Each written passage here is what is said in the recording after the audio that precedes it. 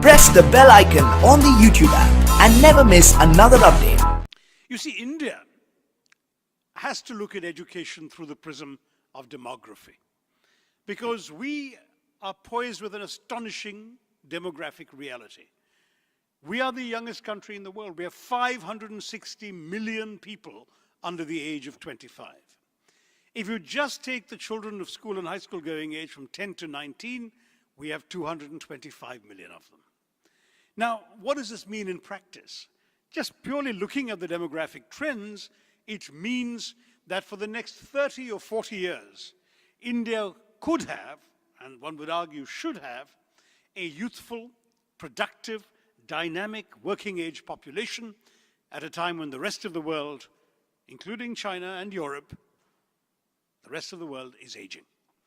That is, in fact, what the trends project. If you look at global United Nations figures for average ages, in the early 2020s, less than a decade from now, Europe will have an average age of about 46, the US will have an average age of about 40, Japan will be at 47, China will be heading towards 49, and India's will be 29. The International Labour Organization, the ILO, has concluded that in 2020, if you just look at the key working ages of 20 to 24, when people begin to enter the workforce, India will have 116 million young people at that age. China will only have 94 million.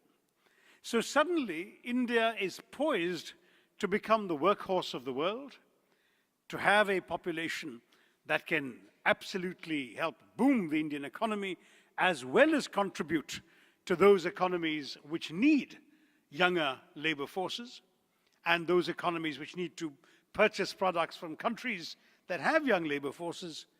But all of this will only happen if we get one key thing right, and that is education and skill development training. If we get that right, we are poised to make a tremendous impact on the world, because the sheer numbers alone will guarantee that. If we get it wrong, however, if we fail to equip these young people through education and skill training to take advantage of the opportunities that the world of that second quarter of the 21st century will offer them, then we face the prospect of a humongous disaster. Because all of you know, I'm sure, that there is nothing more dangerous to any society than large numbers of unemployed, undereducated, or uneducated young men. I say men, though some women are equally inclined to react badly, but men in particular are prone to the blandishments of violence and terrorism, and this is a challenge we have already become aware of, not so far from this part of the world. So for us in India, this is not just an education challenge. It is a demographic opportunity. It is not just a demographic opportunity. It is a national security obligation. If we don't get it right, we face disaster. If we get it right, we transform our society and, I believe, the world. So that is the vision with which I have approached my tasks as a relatively new Minister of State for Human Resource Development, which is a fancy way of saying education. What are we faced with as a country? Let me try and summarize the narrative of what we've done. It may have echoes in other developing countries, certainly formerly colonized countries, in 4 E's. The first E that we needed to focus on since independence in 1947 was the E of expansion. Why? Because the British, after 200 years of colonial rule, left us with 16% literacy. Our first census as an independent nation in 1951 showed we only had 17% literate people in our country, and only 8.5% of our women could read and write. A horrendous statistic. We have now taken that up 65 years later to 74%. And we are acutely conscious that isn't good enough. Because if 26% of 1.2 billion people don't know how to read and write, we have the world's largest population of illiterate people as well. So it's not a failure, it is an inadequate ratio of success, and we need to plug away at that. But look at the scale of the expansion challenge. We've gone from 30 universities at the time of independence to 670 universities today. We've gone from about 700 colleges to 35,000 colleges today. We've gone from 400,000 students in higher education to 20 million in higher education today. And we've been enrolling children in the school system. I'll come back to that in a minute. Expansion has been the name of the game in our country. The second D is that of equity, of access to education. Because the fact is that we are a society in which, and not just under the British, but before that as well, a number of people were excluded from educational opportunity. And we needed to include the excluded. We needed to try and ensure that people who were denied the opportunity of education by birth, whether because of gender or caste or religion or region or language, that they could come into it. And so that second E of equity, of promoting access, became a big issue for us. In fact, just 3.5 years ago, in 2009, our Parliament passed a Right to Education Act for school children, which ensures that it is now a matter of constitutional right for every Indian child to go to school. Every Indian child between the ages of 6 and 14 is entitled to 8 years of schooling by constitutional right. And that means if in the old days a kid wasn't in school, it was the parents' fault. Today, if a kid isn't in school, it is the state's fault. And that has created an enormous spur of enrollment. I think many of you being educational professionals know what a gross enrollment ratio is, a GER. The GER is a percentage of those in school against the estimate of the population at that particular age bracket. Well, we have done so well in enrolling children into our primary schools that our GER today in primary level is 111%. We've actually enrolled more children than we thought existed in that age group. And that has been actually a very significant transformation of the question of access to education in our country. Mind you, I don't want to sound complacent, because the next challenge of that has been that 111% by the time you get to the 8th grade drops to 69%, and by the time you get to the 11th and 12th grade, it drops to 39%. So a lot of people are not staying in the school system, which is a different issue, but I'll come back to that as well. So expansion and equity were understandably the major focuses of our educational policies for the first 6 decades after independence. In the process, I fear, we lost sight of an important third E, and that is the word excellence. The quality of education became secondary to the quantity of options available to our population. Again, as I said, this was understandable, but I'm afraid it wasn't good enough. So we have a situation in which some of our best institutions produce outstanding world-class graduates. But these institutions are islands floating on a sea of mediocrity. Today, the IITs, the Indian Institutes of Technology, to take just one example, have become such a brand name in America because so many of their products migrated to America in the 60s and 70s, founded companies in Silicon Valley, and helped spearhead the transformation of the computer revolution around the world, that the name IIT is now spoken of in California and Silicon Valley with the same reverence as MIT used to be. In fact, the respect for Indian scientific and engineering education has now grown out of all control, so that it's now become part of the new stereotype. You know, when I was a young student going abroad for the first time, the stereotype about Indians was either poor, emaciated people with begging bowls or half-naked fakirs lying on beds of nails. Today, the stereotype is that every Indian must be a software engineer or a computer geek. In fact, a friend of mine who, like me, did his honors degree in history, found himself being accosted at Schiphol Airport by a perspiring and anxiously perspiring European saying, you're Indian, can you help me fix my laptop? Now, this transformation is a result of our education system, because when I went out to graduate school in 1975, I discovered that every single graduate of an IIT was guaranteed a scholarship somewhere in America. If you came first in your graduating class in IIT, you probably got a scholarship to MIT or Caltech. If you came at the bottom of your graduating class at the IIT, you got a scholarship to, I don't know, Rensselaer Polytechnic or the University of Oklahoma. But just getting into an IIT showed that your quality was higher than that of the average applicant to an American graduate school. That's the kind of reputation these institutions have.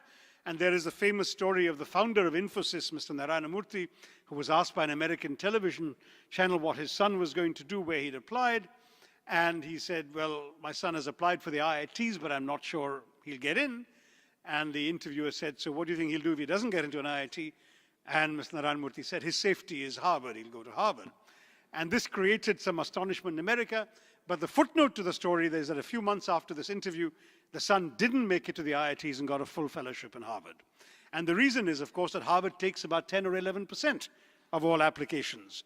The IITs take 0.01% after one of the most rigorous tests imaginable in the country. So you've got this unevenness. I went too long about IIT. I know that GEMS is much more in the school education space. But I mentioned this to draw the point that we have quality in the country, and yet it is rare. There are just a few institutions that produce that level of quality, and that once you get beyond them, you will speak to Indian employers who tell you that they are finding that the graduates they are hiring are essentially unfit to be hired. That they need remedial training, and I don't just mean on-the-job training, which any company today would do for a new recruit. Big companies in India are actually educating their new hires for 6, 9, or even 12 months to make up for the deficiencies of what they have learned in their colleges. So Infosys in Mysore has a huge campus that looks like an American university campus and essentially functions like one. So employability is the fourth E. We must have an educational system that can employ people. And that doesn't just mean the IITs and the engineering institutions. It means that those who are not able, capable, or interested in going into those institutions should have a worthwhile available alternative. And that alternative must lie in vocational training. Because ours is a country where there is a crying need for this. For 3,000 years, our culture has been that if you wanted to be a cobbler or a carpenter, you'd better have a father or an uncle who's a cobbler or a carpenter, because nobody else is going to teach you. Knowledge was transmitted through the family tree, through the gene pool. We need to get beyond that. We need to create a system in which people are able to offer instruction, that they are trained to do that, and that institutions are set up where somebody who doesn't have carpentry in his ancestry or doesn't have plumbing or masonry in his ancestry can still learn these trades, which will enable them to find work in India and abroad. It is said that today in India, a land of 1.2 billion people, there is a nationwide shortage of masons because so many of them have been hired by the construction industry in Dubai and in the UAE and the Middle East in general. That is unforgivable. There are lots of people waiting to be trained. We need to make this possible. But how do we catch them? We have concluded it's essential to catch them at the high school stage. We have decided that the vocationalization of high school education is not the same as dumbing down your high schools. It means offering that option. If we can now create enough children who have an opportunity to study vocational trades during their high school years, that they will then not necessarily join the long queue of people getting into third-rate colleges and institutions which will give them paper degrees that still leave them unemployable. Instead, they will go and learn useful skills, whether it's carpentry, plumbing, masonry, auto mechanics, welding, whatever it may be, that actually are skills in demand in India, outside India, and across the world, and will become even more in demand as those populations age and their available plumbers and welders and so on will become too old to work. They will need, again, labor from countries like India.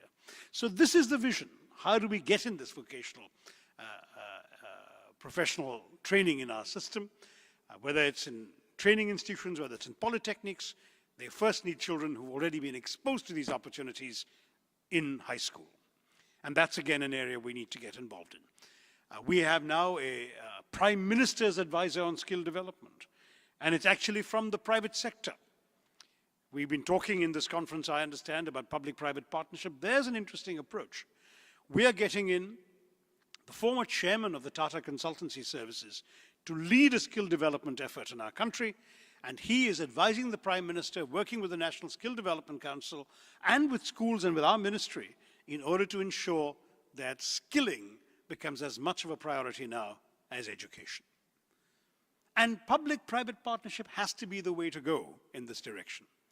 Because who knows better what the marketplace needs than those who are active in the marketplace? We in government inevitably function with a different mentality. The processes of government are different from those of the private sector. But private sector institutions can tell you what are the skills you need, what kind of education do you need, what can you actually use as employers. And so we are now very consciously and deliberately promoting greater interface between academia and industry. At the university level, we're creating research clusters in some of our best universities where companies can come in and actually say to research professors at universities, let's work together. This is the kind of product we think has a market. Do you have bright PhD students or whatever who can work with you in helping research such and such application? Why not? We're not embarrassed about that. We'd like to see that kind of thing happening much more. And the polytechnics, we'd like to see much more interface. We'd like to see teachers in polytechnics actually working in real companies to keep their own skills up to date, to be familiar with new equipment, and to be able to actually come back and impart that to their students. And we'd like the students to have not just summer internships in real companies, we'd like the students of polytechnics to actually have as part of their education a real period of time, perhaps as much as a full year, inside a real job in a real firm, using their hands-on skills so they come out with a polytechnic degree that actually assures an employer they're worth hiring. This is the challenge we're taking on, and I'm very glad that this conference has given the kind of importance to PPP that we need to give, because to my mind, that is very much the way forward in this country. I'm sorry, in all countries. I did want to say a brief word about school education because I know GEMS has focused its energies on school education. And in my country, one of the challenges we've had with school education, which actually came up also during the question and answer period at the roundtable a few minutes ago, is that too much of our educational culture in schools, and this may be a familiar problem to other countries around the world and in this region, too much of our education has concentrated on filling the children's heads with facts in order to be able to prepare for and pass an examination. That examination culture is deeply entrenched in India. As I said, I don't know if it applies elsewhere, it may well do. And so we have all this regurgitation and rote learning because the ultimate objective, the measure of a child's worth, has been seen for too long as the marks he or she gets in the examinations. Now the problem, of course, with that is that you can prepare the questions for the examinations, but when you go out into the real world, the big examination called life asks you questions that you may not have prepared for. So what you really need out of a school education is not a child with a well-filled mind, but a child with a well-formed mind. A mind that is capable of dealing with the unfamiliar, of processing information for which that child is not prepared, a mind, in other words, that is capable of coping with the challenges of the 21st century globalized world, where so much that you haven't grown up with can come across you in whatever you do in your adult life. And a school that prepares a child to deal with unfamiliar facts, to synthesize them, analyze them, act on them, is a school that does far better by the child than a school that can boast having toppers in school leaving examinations, which has too often been the emphasis in India. One more thought that is worth mentioning in relation to the various things that you've all been discussing in your conference is indeed the importance of international cooperation. I see that just in the co-sponsors of your conference. International cooperation is a very important way forward. And I think one of the areas we should think about is increased use of ICT to promote international learning exchanges. My own government, I used to be in the foreign ministry a couple of years ago, my own government has created something called the Pan-African E-Network, which has today connected 41 African countries to each other through an Indian satellite. It has some benefits, including direct communication between heads of state of African countries, which didn't exist before. If you wanted to call from Lomé, Togo to Accra, Ghana next door, your lines actually used to go from Lomé to Paris, from Paris to London, from London back to Accra, made for a very expensive call. Today, the Indian satellite has made it possible for direct connections across many of these African countries. But beyond that, we are using the satellite to permit distance learning. So I was in Addis Ababa a couple of years ago, and I saw African students in the capital of Ethiopia in a classroom listening to a live lecture from an Indian medical professor in Chennai in India. And that kind of connection is also part of the way forward, where we can give strength to this whole notion of international cooperation by bringing some of the best educational possibilities through international video conferencing and ICT technology into the classrooms of people. Just as I understand President Clinton addressed you by video conference, we can have professors from the best schools and the best colleges doing, as part of their, if you like, international social responsibility, lectures for poor students in Africa, in the Middle East, in India, and giving them an opportunity to benefit from the learning and wisdom of these professors as well. Before I close, just a word of caution. Effective policies are useful only if they can result in implementable plans. And once again, therefore, I'd like to congratulate the organizers and stakeholders here today for having taken the initiative to create a forum for sharing of global best practices. Sunny Varki was telling me he wanted this to become the Davos of education. I'm looking forward to that prospect. Davos began in a much smaller scale than you have begun, and with already much less attendance. It was essentially a European forum for the first few years. You have already become much more global, much more international in your first outing.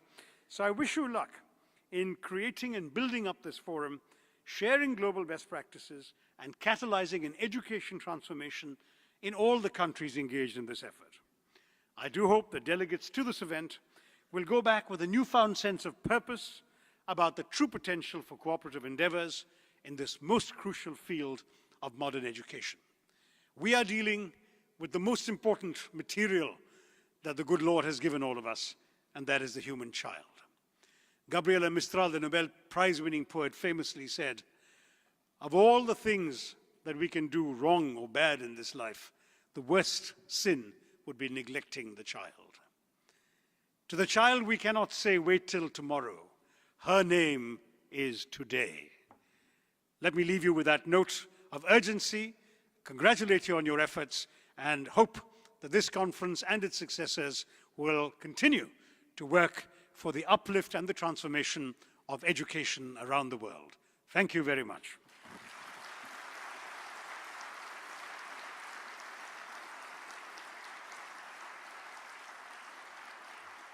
Ladies and gentlemen.